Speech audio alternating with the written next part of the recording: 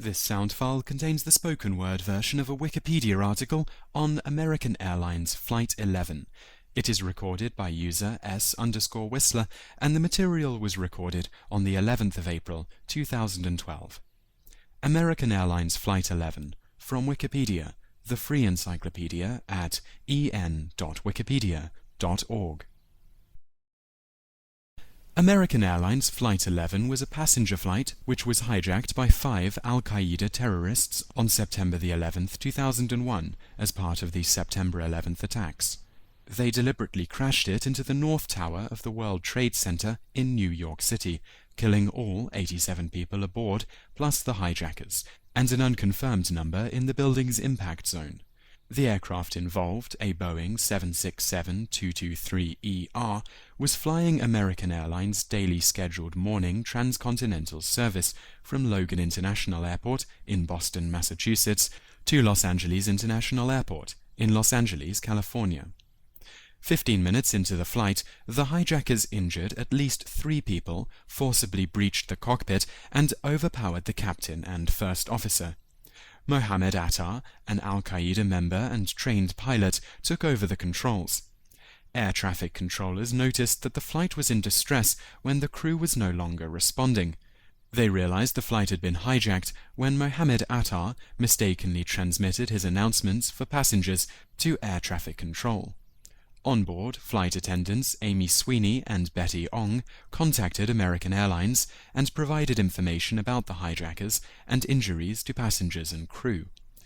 The aircraft crashed into the tower at 8:46 a.m. local time. Many in the streets witnessed the strike. The Nordit brothers and Pavel Hlava captured the impact on video.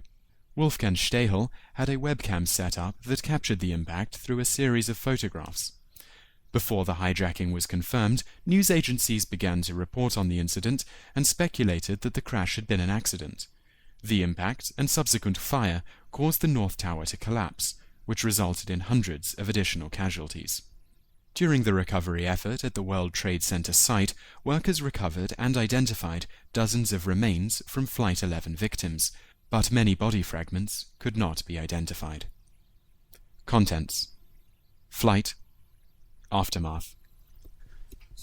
Flight. The American Airlines Flight 11 aircraft was a Boeing 767-223ER, delivered in 1987, registration number N334AA. The capacity of the aircraft was 158 passengers, but the September the 11th flight carried 81 passengers and 11 crew members. This was a light load at 51% capacity, but higher than the average load factor for Flight 11 on Tuesday morning of 39% in the months preceding September the 11th. The 11 crew members were Captain John Oganowski, First Officer Thomas McGuinness, and flight attendants Barbara Arestagu, Jeffrey Coleman, Sarah Lowe, Karen Martin, Kathleen Nicosia, Betty Ong, Jean Roger, Diane Snyder, and Amy Sweeney. In all, 92 people on board were killed, including David Angle, the creator and executive producer of the television sitcom Frasier, his wife, Lynn Angel, and the actress Barry Berenson. Family Guy creator Seth MacFarlane had been scheduled to be on the flight, but arrived at the airport late. Boarding. Mohammed Attar, the ringleader of the attacks, and a fellow hijacker, Abdulaziz Al-Omari, arrived at Portland International Jetport at 5:41 a.m. Eastern Daylight Time on September the 11th, 2001. They boarded Colgan Air Flight 5930, which was scheduled to depart at 6 a.m. from Portland, Maine, and fly to Boston, Massachusetts. Both hijackers had first-class tickets with a connecting flight to Los Angeles. Attar checked in 2 bags, Omari none. When they checked in, the computer-assisted passenger pre-screening system, CAPS, selected Attar for extra luggage scrutiny, but he boarded without incident. The flight from Portland departed on time and arrived at Boston at 6:45 a.m. 3 other hijackers, Walid al-Srihi, Wael al-Srihi, and Satam al-Sukami, arrived at Logan Airport at 6:45 a.m., having left their rental car in the airport parking facility. At 6:52 a.m., Marwan al-Shehi, The hijacker pilot of United Airlines Flight 175 made a call from a payphone in Logan Airport to Atta's cell phone. Since they were not given boarding passes for Flight 11 in Portland, Atta and Omari checked in and went through security in Boston. In the rushed check-in after the flight from Portland, airline officials did not load Atta's bags on Flight 11. Suqami, Wal al-Sherry, and Walid al-Sherry also checked in for the flight in Boston. Wal al-Sherry and Suqami each checked one bag. Walid al-Sherry did not check any bags. CAP selected all three for a detailed luggage check. As the CAP screening was only for luggage, the three hijackers did not undergo any extra scrutiny at the passenger security checkpoint. By 7:40 a.m., all 5 hijackers were aboard the flight, scheduled to depart at 7:45 a.m. Mohammed Atta sat in business class seat AD with Abdulaziz al-Omari in 8G and Suqami in 10B. Walid al-Sherry and Wael al-Sherry sat in first-class seats 2B and 2A. At 7:46 a.m., 1 minute behind schedule, the aircraft received clearance to push back from gate B32 and was cleared to taxi to the runway at 7:50 a.m. The aircraft began its takeoff run from Logan International Airport at 7:59 a.m. from runway 4R. Hijacking. The 9/11 Commission estimated that the hijacking began at 8:14 a.m., when the pilot stopped responding to requests from Boston Air Route Traffic Control Center.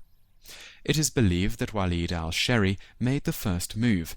At 8:13 and 29 seconds, as the aircraft was passing over central Massachusetts at 26,000 feet, 7,900 meters, the pilots responded to a request from Boston ARTCC to make a 20-degree turn to the right. At 8:13 and 47 seconds, Boston ARTCC told the pilots to ascend to a cruising altitude of 35,000 feet, 11,000 meters, but received no response. At 8:16 a.m., the aircraft leveled off at 29,000 feet, 8,800 meters, and shortly thereafter deviated from its scheduled path. Boston ARTCC made multiple attempts to talk to Flight 11 without reply, and at 8:21 the flight stopped transmitting its Mode C transponder signal. According to flight attendants Amy Sweeney and Betty Ong, who contacted American Airlines during the hijacking, the hijackers had stabbed flight attendants Karen Martin and Barbara Aristegoy and slashed the throat of passenger Daniel Lewin. Lewin, an internet entrepreneur, had served as an officer in the elite Sayeret Matkal Special Operations Unit of the Israeli military. Lewin was seated in 9B. Suqami was directly behind him in 10B. The 9/11 Commission suggested that Suqami may have stabbed and killed Lewin after he attempted to stop the hijacking. Lewin was believed to be the first fatality in the 9/11 attacks. During a 4-minute call to the American Airlines Operations Center, Ong provided information about the lack of communications with the cockpit, lack of access to the cockpit, and passenger injuries. She provided the seat locations of the hijackers, which later helped investigators to determine their identities. At 8:23 and 38 seconds, Atta tried to make an announcement to the passengers, but pressed the wrong button and sent the message to Boston ARTCC. Air traffic controllers heard Atta announce, "We have some planes. Just stay quiet and you'll be okay. We are returning to the airport." At 8:24 and 56 seconds, he announced, "Nobody move. Everything will be okay. If you try to make any moves, you'll endanger yourself and the airplane. Just stay quiet." As before, Atta thought he was speaking only to the passengers, but his voice was picked up and recorded by air traffic controllers. After the transmissions by Atta and the inability to contact the airliner, air traffic controllers at Boston ARTCC realized the flight had been hijacked. At 8:26 a.m., the plane turned south. At 8:32 a.m., the Federal Aviation Administration, FAA, Command Center in Herndon, Virginia, notified FAA headquarters. At 8:33 and 59 seconds, Atta announced, "Nobody move, please. We are going back to the airport. Don't try to make any stupid moves." At 8:37 and 8 seconds, the pilots of United Airlines Flight 175 verified Flight 11's location and heading to flight control. Boston ARTCC bypassed standard protocols and directly contacted the North American Aerospace Defense Command, NORAD, Northeast Air Defense Sector, NEADS, in Rome, New York. NEADS called on 2 F-15 fighter jets at Otis Air Force Base in Bourne, Massachusetts, to intercept. Officials at Otis spent a few minutes getting authorization for the fighters to take off. ATA completed the final turn towards Manhattan at 8:43 a.m. The order to dispatch the fighters at Otis was given at 8:46 a.m., and the F-15s took off at 8:53 a.m. By that time, American Airlines Flight 11 had already crashed into the North Tower of the World Trade Center. Of the 4 hijacked aircraft on 9/11, the 9 minutes of advance notification about the hijacking of Flight 11 was the most time that NORAD had to respond before the aircraft crashed into its target. Crash. At 8:46 a.m. and 30 seconds, Mohammed Attar intentionally crashed American Airlines Flight 11 into the northern facade of the North Tower, Tower 1, of the World Trade Center. The aircraft, traveling at about 404 knots, 465 miles per hour, and carrying about 10,000 US gallons, 38,000 liters, of jet fuel, hit between the 93rd and 99th floors of the North Tower.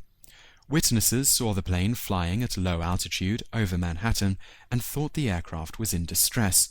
Lieutenant William Walsh of the FDNY, who appears in the documentary film 9/11, witnessed the aircraft. "We were under the impression he looked like he was going down, but we didn't hear any mechanical difficulty. We couldn't figure out why an American Airlines plane would be so low in downtown Manhattan. We sort of expected him to veer off and go into the Hudson, but he just rose a little bit. His altitude leveled off, and he was headed straight for the Trade Center. So just before he got to the Trade Center, it seemed as though he gained power. We were just watching this airplane on target for the World Trade Center. All of a sudden, boom, he disappears into the Trade Center." The damage caused to the North Tower destroyed any means of escape at the impact zone or above it. All stairwells and elevators from the 92nd floor up were rendered impassable, trapping 1,344 people. According to the Commission report, hundreds were killed instantly by the impact. The rest were trapped and died from the subsequent fire and smoke, the eventual collapse, or, in some cases, after jumping or falling from the building. Elevator shafts channeled burning jet fuel through the building. At least one elevator shaft carried burning fuel downwards, exploding on the 77th floor, the 22nd floor, and at street level on the west side lobby. Jules Naudet, a French cameraman, and Paul Hlaver, a Czech immigrant, videotaped the crash. A webcam set up by Wolfgang Stahel at an art exhibit in Brooklyn to take images of Lower Manhattan every 4 seconds also captured images of Flight 11 crashing into the North Tower. A WNYW news camera, left rolling on the ground, also captured audio of the crash and video of the immediate aftermath. News organizations at first reported an explosion or incident at the World Trade Center. CNN broke into a commercial at 8:49 a.m. with the headline that read, "World Trade Center Disaster." Carol Lynn, who was the first anchor to break the news of the attack, said, "Yeah, this just in. You are looking at obviously a very disturbing live shot there. That is the World Trade Center, and we have unconfirmed reports this morning that a plane has crashed into one of the towers of the World Trade Center. CNN Center right now is just beginning to work on this story, obviously calling our sources and trying to figure out exactly what happened, but clearly something relatively devastating happening this morning there on the south end of the island of Manhattan. That is, once again, a picture of the towers of the World Trade Center." Later, in an on-air phone call from his office at the CNN New York bureau, CNN Vice President of Finance, Sean Murtagh, reported that a large passenger commercial jet had hit the World Trade Center. Eventually, other television networks interrupted regular broadcasting with news of the crash. President George W. Bush was arriving at the Emma E. Booker Elementary School in Sarasota, Florida. Initial reports speculated that the crash had been an accident until United Airlines Flight 175, another Los Angeles-bound Boeing 767, crashed into the tower at about 9:03 a.m. Aftermath. After the crash, the North Tower burned and collapsed. Although the impact itself caused extensive structural damage, the long-lasting fire, ignited by jet fuel, was blamed for the structural failure of the tower. In addition to the aircraft passengers and building occupants, hundreds of rescue workers also died when the tower collapsed. Cantor Fitzgerald, LP, an investment bank on floors 101 to 105 of World Trade Center 1, lost 658 employees, considerably more than any other employer. Rescue workers at the World Trade Center site began to discover body fragments from Flight 11 victims within days of the attack. Some workers found bodies strapped to airplane seats and discovered the body of a flight attendant with her hands bound, suggesting the hijackers might have used plastic handcuffs. Within a year, medical examiners had identified the remains of 33 victims who had been on board Flight 11. They identified 2 other Flight 11 victims, including the lead flight attendant, Karen Martin, after body fragments were discovered near Ground Zero in 2006. In April 2007, examiners using newer DNA technology identified another Flight 11 victim. The remains of 2 hijackers, potentially from Flight 11, were also identified and removed from Memorial Park in Manhattan. The remains of the other hijackers have not been identified and are buried with other unidentified remains at this park. Sequami's passport survived the crash and landed in the street below. Soaked in jet fuel, it was picked up by a passerby who gave it to a New York City Police Department detective shortly before the South Tower collapsed. Investigators retrieved Mohammed Attar's luggage, which had not been loaded onto the flight. In it they found Amari's passport and driver's license, a video cassette for a Boeing 757 flight simulator, a folding knife, and pepper spray. In a recording a few months later in Afghanistan, Al-Qaeda's leader, Osama bin Laden, took responsibility for the attack. The attack on the World Trade Center exceeded even bin Laden's expectations. He had expected only the floors above the plane strikes to collapse. The flight recorders for Flight 11 and Flight 175 were never found. After the attacks, the flight number for flights on the same route with the same takeoff time were changed to American Airlines Flight 25. These flights now use a Boeing 737 instead of a Boeing 767. An American flag is flown on the jet bridge of Gate B32, from which Flight 11 departed Logan Airport. At the National September 11th Memorial, the names of 87 victims of Flight 11 are inscribed on the North Pool on panels N1 and N2 and panels N74 and N76.